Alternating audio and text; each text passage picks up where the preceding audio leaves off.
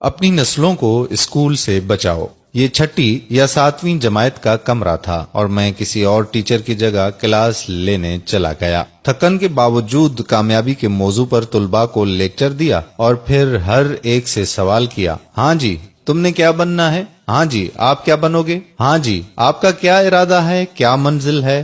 سب طلباء کے ملتے جلتے جواب آنے لگے۔ کوئی کہتا ہے ڈاکٹر، کوئی کہتا ہے انجینئر، پولیس والا، فوجی، بزنس مین۔ لیکن ایسے لیکچر کے بعد یہ میرا روٹین کا سوال تھا اور بچوں کے روٹین کے جواب، جن کو سننا کانوں کو بھلا اور دل کو خوشگوار لگتا تھا، لیکن ایک جواب آج بھی دوبارہ سننے کو نہ ملا۔ کان تو اس کو سننے کے متلاشی تھے ہی، مگر روح بھی بے چین تھی۔ اینک لگائے بیٹھا خاموش گمسم بچہ، جس کو میں نے بلند آواز سے پکار کر اس کی سوچوں کا تسلسل توڑا۔ ہیلو، ارے میرے شہزادے، آپ نے کیا بننا ہے؟ آپ بھی بتا دو۔ کیا آپ سر تبسم سے ناراض ہیں؟ بچہ آہستہ سے کھڑا ہوا اور کہا، سر میں نور دین زنگی بنوں گا۔ میری حیرت کی انتہا نہ رہی اور کلاس کے دیگر بچے ہنسنے لگے۔ اس کی آواز گویا میرا کلیجہ چیر گئی ہو، روح میں ارتعاش پیدا کر دیا۔ پھر پوچھا، بیٹا آپ کیا بنو گے؟ سر میں نور دین زنگی بادشاہ بنوں گا۔ ادھر اس کا جواب دینا تھا، ادھر میری روح بے چین ہو گئی، جیسے اسی جذبے کی، اسی آواز کی تلاش میں اس شعبے میں تدریس کو اپنایا ہو۔ بیٹا آپ ڈاکٹر، فوجی یا انجینئر کیوں نہیں بنو گے؟ کہنے لگا، سر امی نے بتایا ہے کہ اگر میں نور دین زنگی بنوں گا تو مجھے نبی پاک صلی اللہ علیہ وآلہ وسلم کا دیدار ہوگا۔ جو لوگ ڈنمارک میں ہمارے پیارے نبی صلی اللہ علیہ وآلہ وسلم کی شان میں گستاخی کر رہے ہیں، ان کو میں زندہ نہیں چھوڑوں گا۔ اس کے ساتھ ساتھ اس بچے کی آواز بلند اور لہجے میں سختی آ رہی تھی۔ اس کی باتیں سن کر میرا جسم پسینے میں شرابور ہو گیا۔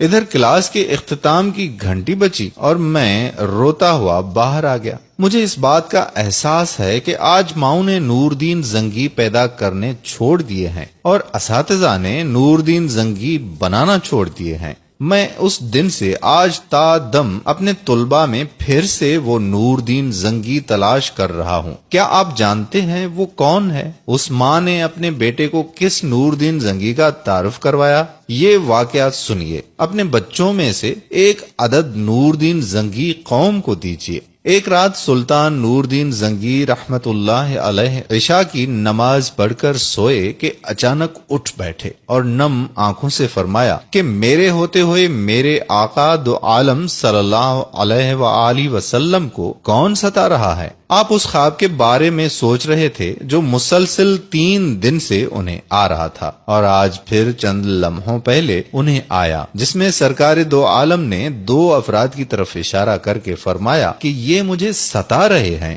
اب سلطان کو قرار کہاں تھا؟ انہوں نے چند ساتھی اور سپاہی لے کر دمشق سے مدینہ جانے کا ارادہ فرمایا۔ اس وقت دمشق سے مدینہ کا راستہ 20-25 دن کا تھا، مگر آپ نے بغیر آرام کیے یہ راستہ 16 دن میں طے کیا۔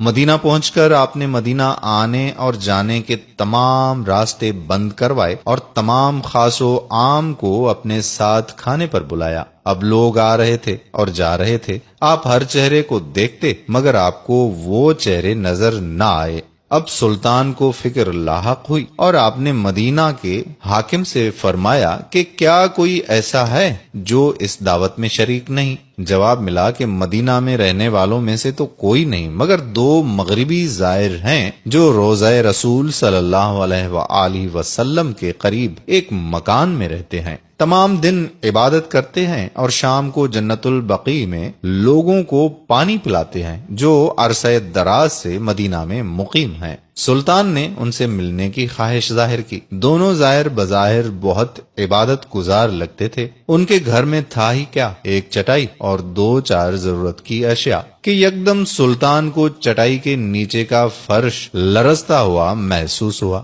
آپ نے چٹائی ہٹا کے دیکھا تو وہاں ایک سرنگ تھی۔ آپ نے اپنے سپاہی کو سرنگ میں اترنے کا حکم دیا۔ وہ سرنگ میں داخل ہوئے اور واپس آ کر بتایا کہ یہ سرنگ نبی پاک صلی اللہ علیہ وآلہ وسلم کی قبر مبارک کی طرف جاتی ہے۔ یہ سن کر سلطان کے چہرے پر غیظ و غضب کی کیفیت طاری ہو گئی۔ آپ نے دونوں زائرین سے پوچھا کہ سچ بتاؤ کہ تم کون ہو؟ حیل و حجت کے بعد انہوں نے بتایا کہ وہ یہودی ہیں اور اپنی قوم کی طرف سے تمہارے پیغمبر کے جسم اقدس کو چوری کرنے پر مامور کیے گئے ہیں۔ سلطان یہ سن کر رونے لگے۔ اسی وقت ان دونوں کی گردنیں اڑا دی گئیں۔ سلطان روتے جاتے اور فرماتے جاتے کہ میرا نصیب کہ پوری دنیا میں سے اس خدمت کے لیے اس غلام کو چنا گیا۔ اس ناپاک سازش کے بعد ضروری تھا کہ ایسی تمام سازشوں کا ہمیشہ کے لیے خاتمہ کیا جائے۔ سلطان نے معمار بلائے اور قبر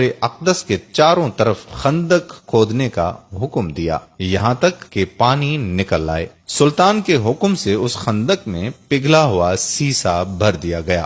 بعض کے نزدیک سلطان کو سرنگ میں داخل ہو کر قبر انور پر حاضر ہو کر قدمین شریفین کو چومنے کی سعادت بھی نصیب ہوئی۔ سبحان اللہ۔ تمام دوستوں سے گزارش ہے کہ علم کی روشنی تمام دوستوں کے ساتھ شیئر کریں، ہمارے بچوں کو اسلام کے حقیقی ہیروز کا اندازہ ہو سکے۔ آپ کے ایک شیئر سے لوگ اس واقعے سے فیض یاب ہو سکتے ہیں۔ جزاک اللہ خیرہ۔